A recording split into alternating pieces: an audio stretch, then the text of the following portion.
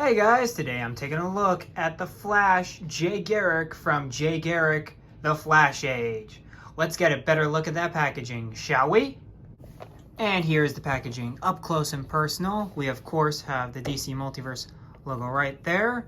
We have the Flash Jay Garrick nameplate right there. And excuse my cat, she is rubbing her face up against the box right now.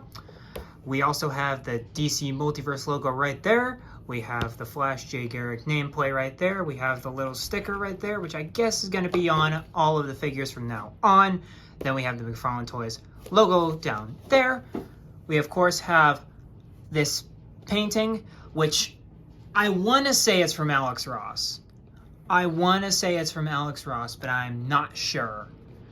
But we also have, of course, Flash Jay Garrick from Jay Garrick, The Flash Age. I don't know the story, so I don't know what happens in it. And then, of course, we have McFarlane Toys, social medias down there. We, of course, have the DC Multiverse logo down there. And, of course, Flash Jay Garrick from Jay Garrick, The Flash Age. And then the DC Multiverse logo up there. McFarlane Toys logo down there. Nothing from the top of the box besides a nice view of that Mercury helmet. 22 moving parts. Ooh. And the McFarlane Toys logo again right there. And then on the back, on the bottom, we have all the McFarlane legalese all over there. And then the barcode for all you barcode hunters. I know you. I know y'all. I used to be one of you. I don't really hunt much at stores anymore, but when I used to hunt in stores, I used the barcode machines. So I totally get you guys. I'm here for you. But yeah, guys, that'll do it for the look of the box, and let's get this man out of the box. And we are back with Jay Garrick out of the packaging. And before we take a look at Jay Garrick and all of his accessories, we're gonna take a look in terms of everything else that comes with every single McFarlane figure, because he of course comes with a standard hockey puck, with the DC logo right there, one peg right there, and the 4 little sculpted circles on the back. Really unique stuff there, I know, but bear with me, we're gonna get through it together. And then he, of course, comes with his individualized card right here, which has a gorgeous painting by who? I want to say it's Alex Ross, but I don't exactly know who it is. So if you do know, let me know in the comments below. But yeah, obviously from Flash Jay Garrick from Jay Garrick, The Flash Age. And then on the back, it's pretty much the origin, except that Jay Garrick's character, he apparently inhales hard water vapor, which don't ask me what that means because I have no idea what that means. But yeah, besides that, very good bio here on the back of the card. And then he comes with several different accessories, first of which he has hands. He comes with 2 fisted hands, and the paint job is pretty decent, except you can see that some flesh paint has been chipped off because it's obviously molded in red, and what's painted in flesh tone is painted in flesh tone. Overall, the application's pretty good. It's just that there are some chips. And then, of course, we have the different effect pieces. So here's the one that's not on the figure. It's obviously one for one of the arms because it's a shorter one. At least that's how I see it. So, and I also like the fact that it's not a swooshing effect. There's actually a lot more substance on here to make it much more like lightning. So that's just a cool touch that they didn't really have to give us. And I'll take them all off just for simplicity, and you can look at Jay's beautiful face. And so up next we have this one, which I think is very cool because it looks very much like the wings on his helmet and his boots down there. Really cool stuff right there. And so I'm okay with this one being smooth because it's obviously, at least I think, is a nod to his wings on his helmet and legs. But it's one of the longer ones, so it obviously goes on one of his legs. At least that's how I see it. That's how I see these effects. It's like if it's long, if a speedster effect is long, it goes on the legs, or the one that's facing you if you're like displaying. And then if it's short, either it's on the arms or it's the profile facing away from you. Either way. And so we get the other leg effect, which is different than all the other ones, but it still looks relatively the same. Overall, I would really love these effect pieces. And then we have the final one here, which again, very cool. I love these speedster effects. And they're made of a much more harder plastic than ones like the Injustice 2 flash speed effects, which those are horrible. They can't clip onto my figure anymore. Even though he's like a year old, still, I'd love for him to use those effects. But then again, that figure sucks, so serves him right. We're going to take that off since we're actually going to dive deep into the figure now. And honestly, guys, I love this figure. Like, not just because I'm a huge Justice Society fan, which I am, thanks in term to the show Stargirl, which if you haven't seen Stargirl, check it out. Like, honestly, check out the show Stargirl, like, for real. It is awesome. It's such a great show. But anyway, and actually the helmet is modeled more after the Stargirl version of the Arrowverse version of the Jay Garrick helmet, and less of the traditional wings, as you can see on there. Usually, so there are some incarnations where it's more streamlined, like those are the wings, but there's also incarnations where they're actually like feathered, like angel wings. So this is obviously the more modern take, but still of a classic Jay Garrick that you can totally use if you want to put in a Jay Garrick. But, I mean, and this guy is textured out of the wazoo. Like, you wouldn't expect a character like Jay Garrick to have all this texturing, but he 100% is textured out the wazoo. He's got all this texturing on the shirt, which feels nice, and it feels like spandex. So you can see it in some instances, but you can see it less on like the chest, but you can really notice it on the arms. And then of course you have the lightning bolt right there, which honestly, if you just move it a slight bit, you could crunch it all the way. You could crunch him all the way down for a lot of shots, and he could still have it line up, which I think is so cool, especially since I'm a guy who like has all that OCD stuff. I like my things neat, and when like sculpts are broken, when you like mess with them and stuff like that, like this, it's really nice to have it like a version of posability where you can like somewhat keep that going when you're posing it. It's just a cool thing that I really love. But then on the pants, you can notice that the texture feels a lot more different than the texturing up here. It's a lot more thicker, and you can really feel like the roughness of the pants, but it's still like of a like texture. Like, you can definitely feel these are gym pants before gym pants were a thing, because obviously he's from like the 1930s. If you're going with that, which I usually go with that when I think about Jay Garrick, he's usually from the World War II. But yeah, and then you can definitely tell they overdid the texturing on the knees, unless if they're doing with the whole knee pad thing, but I doubt they were. So you're really just stuck with these over textured knees with these very under textured legs. And I love seeing the seam go all the way down the figure. Like, you can literally line up the seam. Let me see. All the way down, and I love that. Just one of the fantastic details on this figure, and of course you get to see all of his muscles and stuff like that because he's wearing spandex, you know. It doesn't really leave much to the imagination.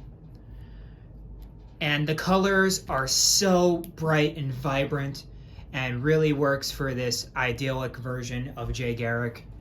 So A+ on the coloring, and then the wings look great. And then of course the shoes look good as well, and they actually look like shoes, and and they're steel-toed, which is cool. Also, he's wearing like what, as a Star Wars fan, I automatically think of clone gauntlets, because like Anakin and Obi-Wan in the Clone Wars wear clone gauntlets in the early seasons. So that's what this reminded me of, but it's kind of like the same deal, where it's like it's kind of like clone gauntlets, but I know it's not, because obviously this ain't Star Wars. But there's that kind of area right there. And the boots look great. Really like what they did with the boots. And of course the steel-toed feet, but mainly steel-toed like shoes. You can definitely see the steel. And you can definitely tell that they're like boots, but they're really reinforced on the shoes. So when he's like coming at those high velocity stops, he doesn't like break his ankles or anything, even though he has accelerated healing. But overall, very nicely detailed figure, and I'm very impressed with what is going down with this guy. But so articulation, he of course has ball jointed head right there. He can look down that far. He can look up about a little bit above parallel, not much, a little bit. And then he of course has the butterfly joint in there. He has the hinge shoulder right there and can go all the way around. He has bicep swivel. He has double jointed elbows, which look all right. You're not going to be looking at it, so that's going to be another good thing. You're going to be seeing like a lot of this. You know, it's not going to really be that noticeable. And then we obviously have the McFarlane wrist joints right here, which I absolutely love, because you can do the roll of the dice hinge, and then you can switch it, and then you can do rocking back and forth. You know, it's a very nice system that I really appreciate, that you can really make it versatile for your different displays for whatever you're trying to do. And of course we have enormous range in the core, I guess, the ab area, where he can move forward about that much, which is pretty damn good. He can move back about that far, and then he of course can twist all the way around, and then same with the lower area, and then you can of course rock like so. So a lot of range in the diaphragm, so you can do a lot of like, when he's like running, you can really angle him up, so he's like looking when he's running, you know. And so for the legs, Speedster's legs are very important. Suffice to say, I really like the legs on this guy. So that came out wrong, but okay. But yeah, he has the standard McFarlane joints in there. And then of course they're hinged, like I said, and they go about that far forward and about that far back. He has a thigh pivot right there, because I refuse to call it a swivel, because it doesn't swivel, it pivots. Has a double jointed knee, which honestly doesn't look that bad. I really like this double jointed knee. The only thing they really need to work on is the pins. That's pretty much it. And then I love what they're doing with these new ankle joints right here, because they have enough room for you to hinge down and up and do the ankle pivot. And it's they've had the same joints on all these figures in this batch of reviews, but you can rotate it as well. Like you can grab onto that joint and rotate it as well as do the ankle pivot. Something that's really cool, and something that isn't really talked about enough. Slight improvements, McFarlane, I see you. And then he also has the toes, which again, runner. And here we have Jay Garrick with some of our other speedsters we've gotten from the line so far. We of course have Rebirth, Wally right there, the good Wally, and then we of course have Eobard Thawne, Reverse Flash, and Godspeed right there. And these guys look great together, but at the same time, his Reverse Flash is known as the Rival, and it's basically a darker version of him. So Todd, if you want to have a companion for like a speedster fight or something, you could easily re-release this Buck just with a different paint job, and the Rival's bada bing bada boom. You know what I mean? So if Todd really wants to reuse this Buck, do a Rival figure. Just please don't make it an exclusive. Like, please, pretty please, especially Walmart. Don't do that. Walmart not that great. Here we have the most idyllic, one of the most idyllic heroes in all of the DC universe, in Jay Garrick. A lot of the Justice Society is that way, with, of course, one of the most edgiest characters I could find in Red Death right here. And say what you will about the CW version of the Red Death, and I know that that name's kind of tainted because of that adaptation, it's still decent figure. And of course this guy, chef's kiss, more than I asked for a Jay Garrick, so I'm sold. Of course we have Jay next to my knowledge, is the only other Justice Society member released by the McFarlane line. We, of course, have Dr. Fate right there. And I wouldn't recommend this Dr. Fate for this Jay Garrick, because, of course, he's more of a streamlined character, and Fate is more of a realistic kind of character. And I get it, he's got the textures and everything, but he just looks silly compared to this Dr. Fate. And so I just wait for another more comic book faithful Dr. Fate, which I don't think they have to worry too much, because this one's basically got it, but at the same time, you definitely need another Dr. Fate to stand side by side with my boy Jay Garrick here. Alright guys, so that'll do it for this review of Jay Garrick. And overall, I really love this guy. Like, Jay Garrick is one of my favorite Justice Society members alongside Alan Scott. So, you know, as soon as I saw this guy on pre-order, I was like, I have to get this guy. But with that said, if you want a good quality speedster, this man's your boy. I mean, he's absolutely fantastic in that department. He has, of course, running hands as long with fists. So he's got that going for him. He's got some cool speed effects. And he's just a great figure to have around. And I love the Justice Society, so I'm really happy to have him. And he's a core member of that team. So that's why I got him. But if you're looking for like a definitive Flash, I'd still say go with the Rebirth Flash. I know he costs a lot now, and I'm still trying to go after him myself. But still, if you're looking for a definitive Flash, go for the Rebirth Flash. But if you're looking for another Flash that's awesome, this man's your boy. He is great. I don't think he's 10 out of 10 because he definitely exceeded my expectations. Definitely. But I don't think he is quite 10 out of 10 material. I think he's probably like an 8, if I'm to be for real. Because I expected him to be like a 6. But, yeah. Overall, I love this guy. What do you guys think about him in the comments below? Let me know. And as always, keep collecting and be kind to one another. And I'll catch you on the next video. Peace.